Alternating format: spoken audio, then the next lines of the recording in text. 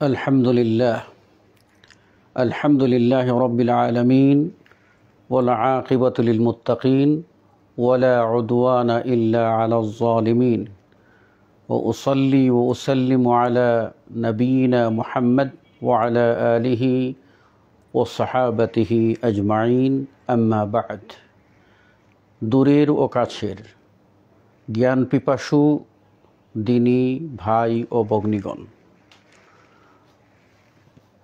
জামিয়াতে শুব্বানে আহলে হাদিস বাংলাদেশ এর ফেসবুক পেজ থেকে আপনাদের সকলকে স্বাগত জানাচ্ছি।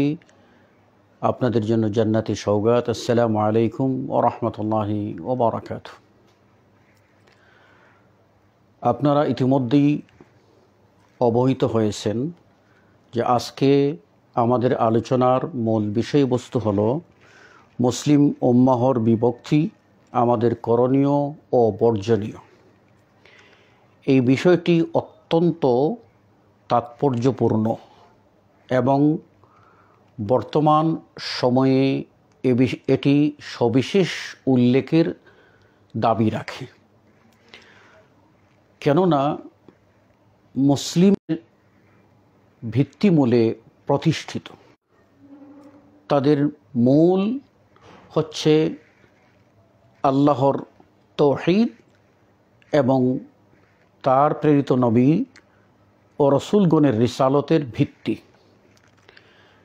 এই ভিত্তিমূলে প্রতিষ্ঠিত যে উম্মাহ, এই উম্মাই হলো মুসলিম উম্মাহ। এবং এই উম্মাহকে আল্লাহ রাব্বুল আলামিন কোরআনুল কারীমে খায়রু উম্মাহ, উত্তম জাতি হিসাবে অভিহিত করেছেন এবং এটিকে একটি ইনসাফপূর্ণ নীতির উপর প্রতিষ্ঠিত উম্মাতান ওয়াসাতা, মধ্যমপন্থী উম্মত হিসাবে আখ্যায়িত করেছেন। এই উম্মতের অনন্য বৈশিষ্ট্য হল ঈমানের ভিত্তিমূলে সকলকে ঐক্য ও সংহতির আহ্বান জানানো। যতক্ষণ মুসলিমরা ঐক্য ও সংহতির উপরে সুপ্রতিষ্ঠিত থাকবে, ততক্ষণ তারা আল্লাহর নসরত বা সাহায্য পেতে থাকবে। আল্লাহ রাব্বুল আলামিন কোরআনুল কারীমে বলছেন, ওয়াতাসিমু বিহাবলিল্লাহি জামিআন ওয়া লা তাফাররাকু, তোমরা বিভক্ত না হয়ে সকলেই আল্লাহর রজ্জু, এটাকে মজবুতির সাথে ধারণ করো। আর স্মরণ করো সেই সময়ের কথা, ইয কুনতুম আ'দাআন ফাআল্লাফা বাইনা কুলুবিকুম, তোমরা ছিলে পরস্পরে আ'দা, দুশমন, তিনি তোমাদের ভিতরে উলফত ও মহাব্বত সৃষ্টি করে দিয়েছেন। ফলে তোমরা কি হয়ে গেছো? বিনিআমাতিহি ইখওয়ানা, তার নিয়ামতের বদৌলতে তোমরা ভাই ভাই হয়েছ। এই ভ্রাতৃত্বের বন্ধন অটুট রাখার জন্য আল্লাহ রাব্বুল আলামিন বলছেন, ওয়ালা তাকুনু কাল্লাযীনা ফাররাকু দীনাহুম, খবরদার তোমরা ওদের অন্তর্ভুক্ত হইও না যারা তাদের দ্বীনে বিভক্ত সৃষ্টি করেছে, অর্থাৎ দ্বীন কেন্দ্রিক তারা বিভক্ত হয়ে পড়েছে এবং তাদের মন গড়া আবিষ্কৃত দ্বীন মানতে যে তার মৌলিকত্ব হারিয়ে ফেলে বিভ্রান্ত হয়েছে। কাজেই তোমরা এই পথ অনুসরণ করবে না। পথ অনুসরণ করবে কি? যা আল্লাহ রাব্বুল আলামিন তার নবী মুহাম্মদ রাসূলুল্লাহ সাল্লাল্লাহু আলাইহি ওয়াসাল্লামের মাধ্যমে প্রদর্শন করেছেন। পৃথিবীতে নবী ও রসুলগণের মধ্যে সর্বশ্রেষ্ঠ ও চূড়ান্ত নবী হলেন আপনার নবী, আমার নবী, বিশ্ব নবী মুহাম্মদ রাসূলুল্লাহ সাল্লাল্লাহু আলাইহি ওয়াসাল্লাম। তিনি যে ঈমানের রশি দিয়ে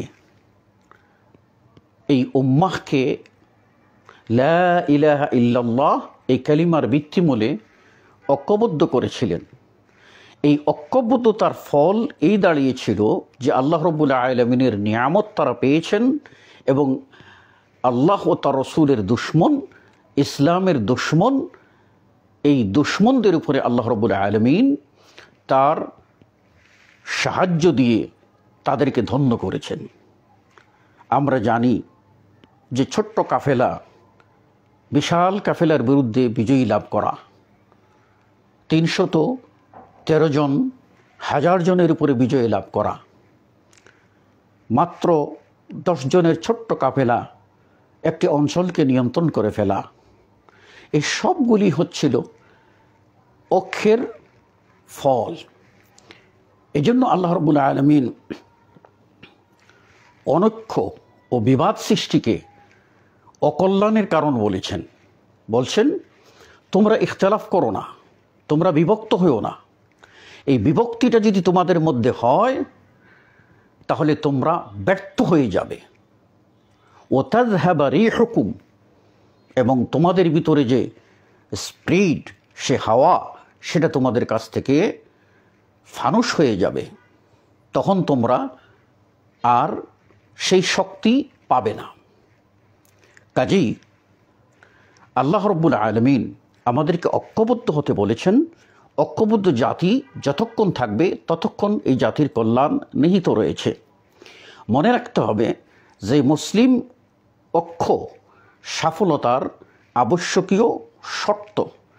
এটাও মনে রাখতে হবে যে ঐক্য যদি লিল্লাহিয়তের ভিত্তিতে না হয়, তৌহিদ ও রিসালতের ভিত্তিতে না হয়, পরকালকে পাওয়ার চিন্তা করে না হয়, তাহলে এই ঐক্য ক্ষণস্থায়ী ঐক্য হবে এবং এর ফলাফল কখনো শুভ হবে না, মঙ্গলজনক হবে না। অতএব আমাদেরকে তৌহিদ ও রিসালতের মর্ম বলে ঐক্য হতে হবে, এটাই স্বাভাবিক।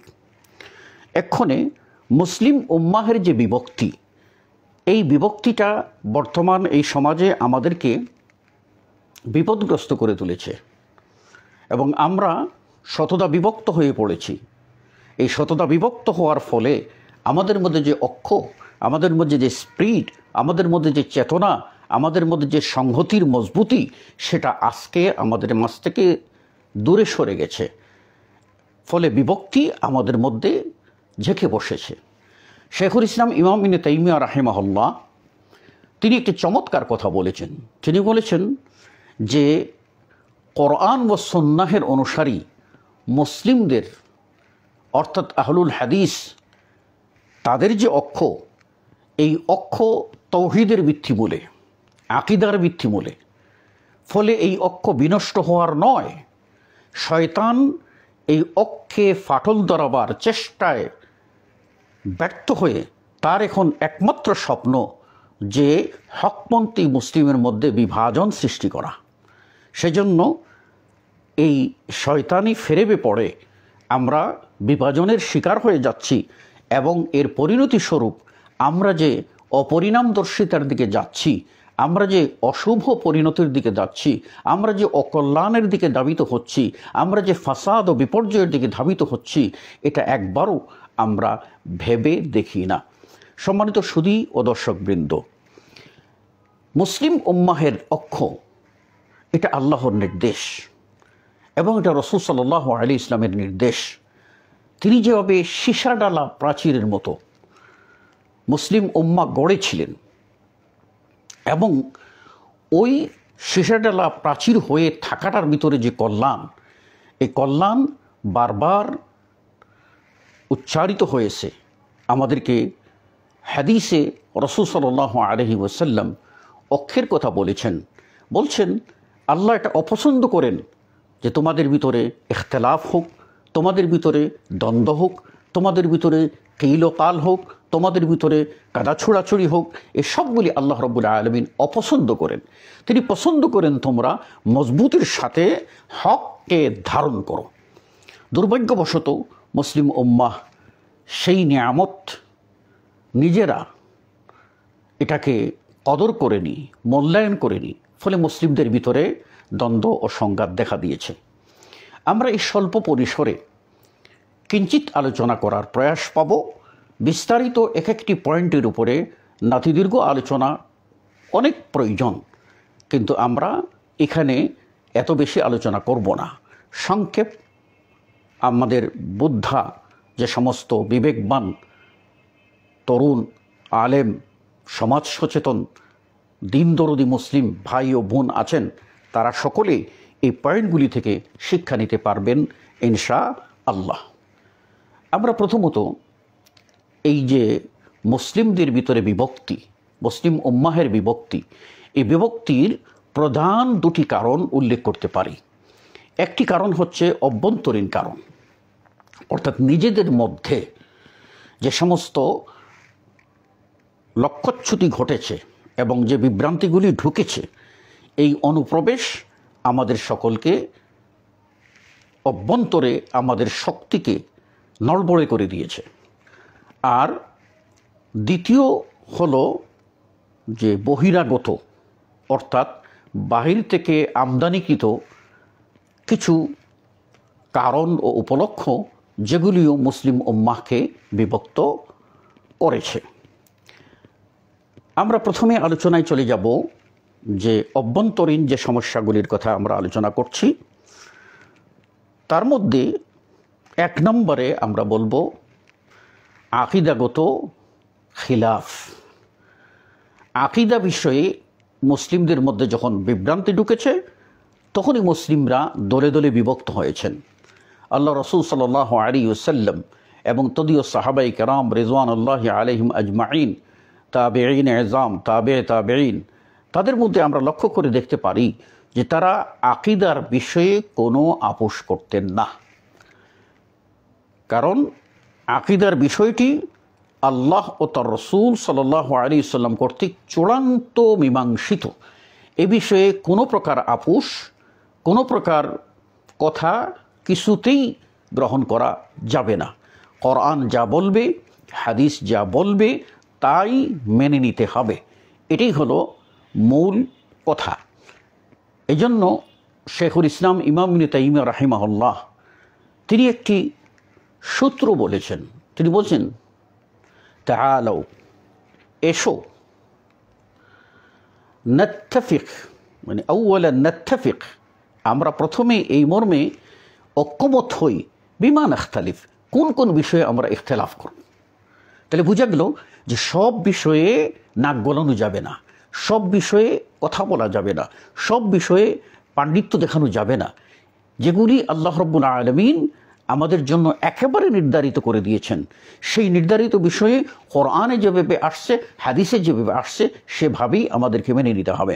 আমরা দেখতে পাচ্ছি মুসলিম উম্মাহের ভিতরে এই আকীদাগত বিভ্রান্তি এমন হয়েছে যে কেউ তাওহীদ দ্বারা বুঝেছেন যে এর অর্থ হলো মূল রুবুবিয়ত, রব হিসাবে আল্লাহকে মানলেই হলো, আর আল্লাহর ইবাদত এখানে গৌণ বিষয়। এবং রুবুবিয়তের অর্থ করতে গিয়ে, মানে ইলাহ এর অর্থ করতে গিয়ে বলছেন এখানে মানে উলুহিয়ত দ্বারা অর্থ হলো ইবাদত নয়, বরং হুকুমত। এজন্য তারা অর্থ করেন লা ইলাহা ইল্লাল্লাহ, এর অর্থ করেন যে লা হুকমা ইল্লাল্লাহ, আল্লাহর হুকুম ছাড়া কোনো হুকুম মানা যাবে না। তার অর্থ হলো যে হুকুমত কায়েমের জন্য যে কাজটি করতে হবে, এটাই হলো মূল। এজন্য আমরা দেখতে পাই এই মতবাদটির জন্ম হয় কখন?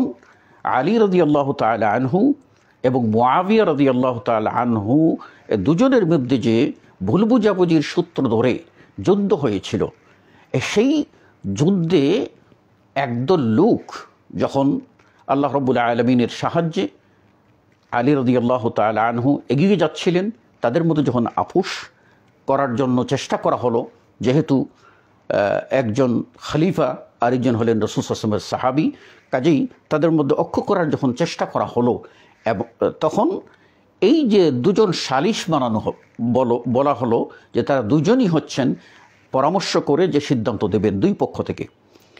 একদিক থেকে আবু মুসা আল আশআরী রাদিয়াল্লাহু তাআলা আনহু, আরেক দিক থেকে আমর ইবনুল আস রাদিয়াল্লাহু তাআলা আনহু।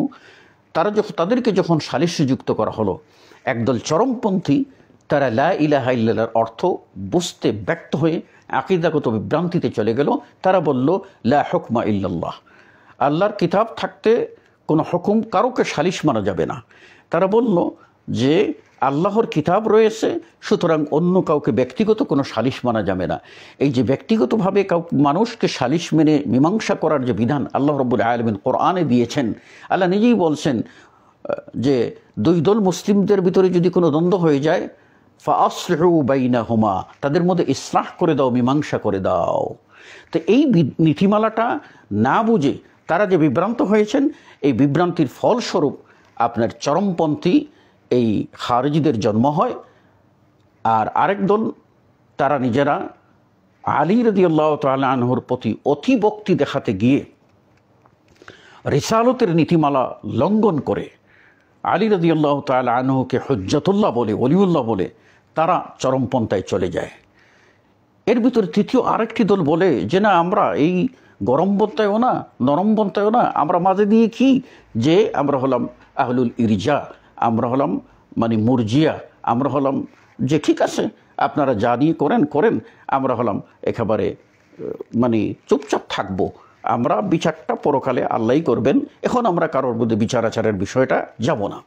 যেমনটা আমাদের সমাজে একদল লোক আছে, তারা দিনের তাবলিগ করে, দিনের প্রচার করে, কিন্তু তারা এটা বুঝে না, তারা এটা মনে করে যে তারা হলো এক ধরনের ধর্মনিরপেক্ষ দিন করতেছে। তাদেরই ধর্ম প্রচারটা এইরকম যে নরম পাঠিও গরম হবে না, গরম পাঠিও গরম হবে না, তারা সকলকে সন্তুষ্ট করে নিয়ে তারা দিনের ফেরি করতেছে। অথচ এটাই সেই আহলুল ইরজা বা মর্জিয়াদের ভ্রান্ত মতবাদ, যার রূপ আজকে আমরা দেখতে পাচ্ছি। শুধুও দর্শকবৃন্দ, তাই ইমাম ইবনে তাইমিয়া রাহিমাহুল্লাহর কথার সূত্র ধরে বলছি যে আগেই আমাদের বুঝতে হবে কোন বিষয়ে ইখতিলাফ করা যায় আর কোন বিষয়ে ইখতিলাফ চলে না। তো আজকে মুসলিমদের এই অনক্ষের অন্যতম কারণ হচ্ছে মুসলিমদের ভিতরে আকীদাগত বিষয়ে ইখতিলাফ ঢুকে গেছে। আমরা অতি সম্প্রতি দেখতে পেলাম যে একদল লোক, আপনার কিছু লোক হাদিসকে অস্বীকার করে ঠিক তারা কোরআনের অপব্যাখ্যা নিজেরা করে নিজেরা বিভ্রান্ত হচ্ছে, জাতিকেও বিভ্রান্ত করছে। আরেকজন সন্ন্যাসী বা এই তথাকথিত মানে সুন্নি না কি, তার আকীদা বোঝা উঠে যায়নি, সে দেখা গেল যে সে বলে উঠতেছে যে আল্লাহ রাসূল সাল্লাল্লাহু আলাইহি ওয়াসাল্লাম মুমিনও ছিলেন না, তিনি মুমিন ছিলেন না, মুসলিমও ছিলেন না, তাকে মুসলিম বললে, মুমিন বললে কাফির হয়ে যাবে।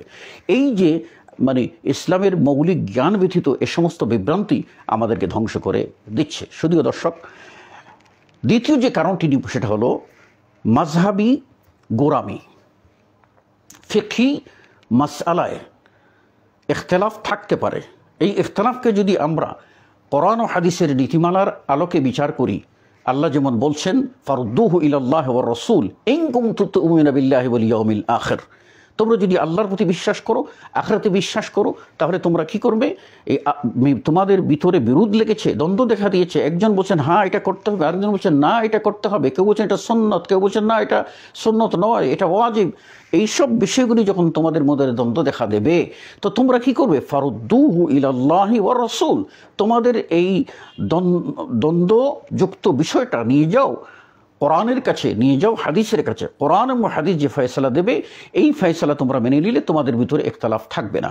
তো আমরা কোরআন ও হাদিসের নিরিখে বাস্তবসম্মত দৃষ্টিতে দেখেছি যে মুসলিম জীবনে যে 98টা মাসালা আসবে, যার দলিল সুস্পষ্ট এবং সকলের বোধগম্য। থাকলো 2টি মাসালা, যে 2টি মাসালা অবশ্যই আল্লাহ কোরআনে তার নির্দেশনা দিয়েছেন, রাসূল সাল্লাল্লাহু আলাইহি ওয়াসাল্লাম এই 2টি মাসআলা বলেছেন। ইসলামে এটা বিধান সমাধান রয়েছে, কিন্তু আমাদের সীমিত জ্ঞান উপলব্ধি করতে পারতেছে না, আমাদের সীমিত জ্ঞান সেটা আঁচ করতে পারতেছে না, সে তার ক্যাচিং পাওয়ার কম, সে কারণে দেখা যাচ্ছে সে বুঝতে পারছে না। এই জায়গায় ইজতিহাদের প্রয়োজন। এই ইজতিহাদ যদি দেখা দেয়, তাহলে ইজতিহাদি বিষয়টায় কোনো যে মতটি কোরআন ও হাদিসের নিকটবর্তী বলে মনে হবে, সেই মত একজন মুসলিম এইভাবে মানতে পারে যে আজকের এই বিষয়টায় আমি এটাকেই মানলাম। যখন আমরা কোরআন ও হাদিসের সুস্পষ্ট বিধান পেয়ে যাব, তাৎক্ষণিক এই আমলটা ছেড়ে দিয়ে কোরআন হাদিস নির্দেশিত সুস্পষ্ট আমলের দিকে ফিরে যাব। তাহলে এই শর্তে মুসলিমরা যদি কোনো একটি মাযহাবের অনুসরণ করে, সেটা তেমন দূষণীয় হয় না। কিন্তু মাযহাবকে কেন্দ্র করে এমন হলো যে এক মুসলিম এক মাযহাবের অনুসারী মুসলিম আরেক মাযহাবের অনুসারী মুসলিমদেরকে মুসলিম বলতে রাজি না। একদল আরেক দলকে কাফির বলতে শুরু করলো, এবং একদল আরেক দলকে গায়েল করার জন্য তারা নিজেরা মানে আল্লাহ রসুলের হাদিস নামে মিথ্যা মওদুউ বানাওয়াট হাদিস তারা তৈরি করলো। তারা এইরকম করে কেউ তারও ইমামের প্রশংসায় বলতে লাগলো যে মানে সেই পারস্যের ভিতরে সবচেয়ে জ্ঞানী ব্যক্তি আসবেন, তিনি হবেন নুমান ইবনে সাবিত, তিনি হবেন, আল্লাহ নবী নাকি বলেছেন যে তিনি হবেন সিরাজ উম্মতি আফতাখিরু বিহি ইয়াউমাল কিয়ামা, তিনি হবেন আমার উম্মতের প্রদীপ, আমি তাকে নিয়ে কিয়ামতের দিনে গর্ব করব। আবার এই উম্মতের ভিতরে আরেকজন জন্ম হবে, সেটা হল আযররু মিন ইবলিস, ইবলিসের চেয়েও ক্ষতিকর এই জাতির জন্য, সেটা হবে মুহাম্মদ ইবনে ইদ্রিস, ইমাম শাফিঈ। তাহলে এই যে ইমাম শাফিঈ রাহিমাহুল্লাহ সম্পর্কে এই অবান্তর মন্তব্য এবং ইমাম আবু হানিফা রাহিমাহুল্লাহ সম্পর্কে অবান্তর বক্তব্য, যেগুলির কোনো দালিলিক ভিত্তি নাই, এই কথা দিয়ে মুসলিমরা যে পরস্পরের সংঘাত করতে করতে এমন হলো যে তাদের কাছে কোরআন আসলেও হাদিস আসলেও তারা কোরআন মানে না, হাদিস মানে না, যতক্ষণ না তাদের মাযহাবের সিদ্ধান্ত পেয়েছে। এই যে সংঘাত, এই সংঘাত মুসলিমদেরকে সলাতের মতো গুরুত্বপূর্ণ ইবাদতও এক সময় এক হতে দেয়নি। তারা এই কাবার চারদিকে 4 মুসল্লা কায়েম করে 4 টাইমে 4টি জামাত এক এক ওয়াক্তে হতো। হানাফি জামাতের সময় হানাফিরা জামাত পড়তো, মালিকিরা মালিকির সময় জামাত পড়তো, হাম্বলিরা হাম্বলির সময় জামাত পড়তো, শাফিরা শাফিদের সময় জামাত পড়তো। এই যে মাযহাবী দ্বন্দ্ব, এই মাযহাবী দ্বন্দ্ব মুসলিমদেরকে সলাতের মতো ইবাদতেও ঐক্য হতে দেয়নি। এই রকম দ্বন্দ্ব চরম আকার ধারণ করেছিল, এবং বাগদাদের খিলাফত ধ্বংসের পিছনে টাইগ্রিস নদীতে মুসলিম বিশ্বের শ্রেষ্ঠ গ্রন্থাগার এই কিতাবগুলি পড়ে মানে স্রোতে ভেসে গেল, এবং রক্তে লাল, মুসলিমদের রক্তে লাল হয়ে গেল। খলিফা মুতাসিম বিল্লাহ তিনি শাহাদত বরণ করলেন। এই সব বিষয়গুলি যদি আমরা লক্ষ্য করি তাহলে দেখতে পাবো এখানেও ছিল মাযহাবী দ্বন্দ্ব। এই মাযহাবী গোড়ামি যতক্ষণ মুসলিমদের ভিতরে থাকবে ততক্ষণ পর্যন্ত মুসলিমরা এক হতে পারবে না। যার যার মাযহাবে থেকে এক হওয়ার ফর্মুলা কি? যদি এক হওয়ার ফর্মুলা আসে তাহলে বলতে হবে যে কোরআন হাদিস যেটা বলবে সেটাই আমরা মানব, মাযহাব আমরা তখন ছেড়ে দেব। তো এটা যদি না মানতে পারে, কোরআন হাদিসকে না মানতে পারে, বরং মাযহাবের গোড়ামির উপরেই প্রতিষ্ঠিত থাকে, তাহলে সংঘাত তো বাড়বেই, এবং এই গরম তেলে ইবলিস ঘি ঢালবে এবং মুসলিমকে আরও বিভক্ত করে তুলবে। শুধুও দর্শকবৃন্দ, তৃতীয় হলো জাহালত বা অজ্ঞতা।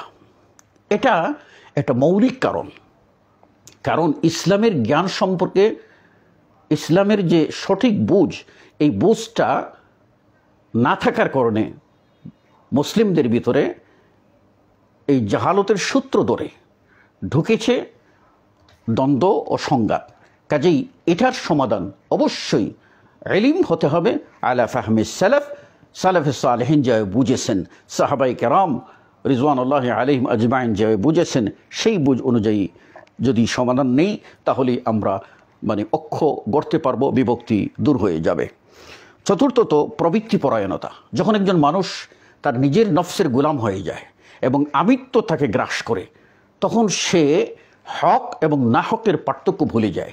আর এটাই হচ্ছে মুসলিমদের মধ্যে কিছু ব্যক্তিদের এইরকম অবস্থা যে এরা হলো আপনার প্রবৃত্তি পূজারী। তো যাদেরকে আল্লাহ রাব্বুল আলামিন কোরআনুল কারীম বলছেন যে তারা নিজেদের নফসের পূজা করে। এই নফসের পূজারী যারা, এই নফসের পূজারীদের এই পরিণতি, এই কারণে মুসলিমরা বিভিন্নভাবে বিভক্ত হয়েছে।